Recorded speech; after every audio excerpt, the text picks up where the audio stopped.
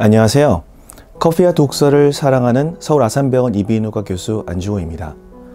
오늘 여러분께 소개해드릴 책은 알랭 드 보통의 뉴스의 시대, 원 제목은 The News, A User's Manual입니다. 스위스 출신의 철학자 알랭 드 보통은 제가 따로 소개해드릴 필요가 없을 만큼 우리나라 사람들이 가장 사랑하는 작가들 중 한 명인데요. 저도 그렇습니다만 아마도 대부분의 여러분들이 아침에 눈을 뜨면 스마트폰을 열고 밤새 카톡이 온 게 있나 확인하고 이메일이 온 게 있나 또 보거나 네이버에서 또는 다른 포털에서 간밤에 우리나라를 포함한 지구 곳곳에서 일어난 뉴스를 보면서 잠을 깰 것입니다. 저만 그런가요? 그리고는 업무 중에도 카톡이 온 게 있나 확인하고 새로운 소식은 없나 늘 궁금해하며 하루를 보냅니다.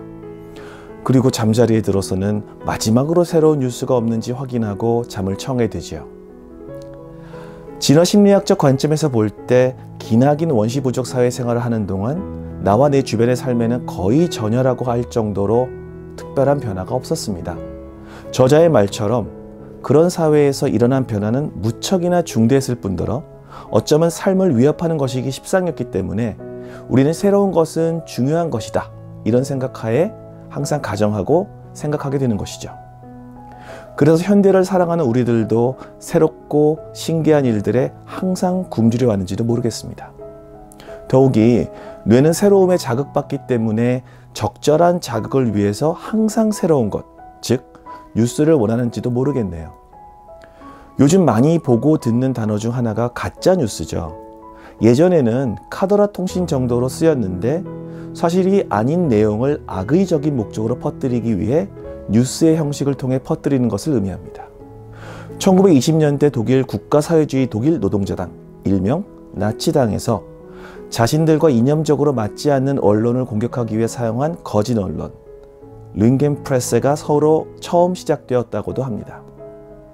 그런데 우리는 뭐가 진짜 뉴스인지 뭐가 가짜 뉴스인지 구별하는 것조차 힘이 듭니다.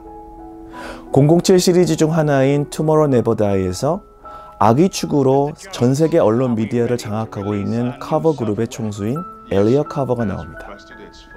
그는 인공위성, 통신망 그리고 신문과 TV를 교묘히 이용해서 국가 간의 분쟁을 일으키고 이를 통한 3차 대전을 일으켜서 세계를 지배하려는 야망을 꿈꿨죠.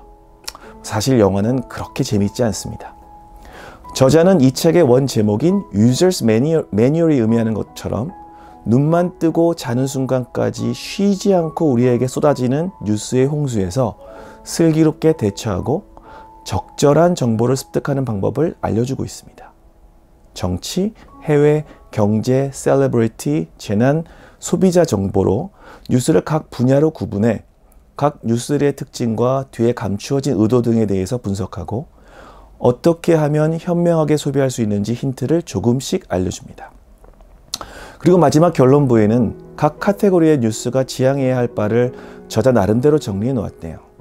예를 들어 셀럽에 대한 뉴스를 받아들일 때는 단순히 질투, 시기심을 일으킬 만한 내용만을 흡수하는 것이 아니라 우리 시대에서 존경할 만한 인물들을 소개받고 그들로부터 영감과 조언을 얻어내는 방향으로 소화를 하는 것을 권하네요. 사실 대부분의 사람들이 셀럽에 관심을 갖는 것은 나도 다른 이에게 주목받고 존중받고 싶다는 욕구가 은연중에 있기 때문에 더욱 그렇다고 합니다. 결국 셀럽이 부러운 거죠. 우리가 살아가면서 서로를 존중하고 공평하게 대한다면 이러한 명성에 대한 갈망이 어느 정도 해소되고 셀럽에 대한 뉴스를 보다 생산적으로 받아들일 것으로 저는 기대합니다. 나머지 내용도 궁금하시다고요? 한번 읽어보시길 바랍니다. 또 이 책을 읽고 흥미가 생기신 분들은 다른 책들도 읽어보시길 권합니다. 이상 뉴스의 홍수 시대에서 슬기로운 독자로 살아가기 위한 매뉴얼에 대한 간략한 소개였습니다. 이 한 권의 책에 대한 제 점수는요, 커피 4잔 드리겠습니다. 감사합니다. 좋은 하루 되세요.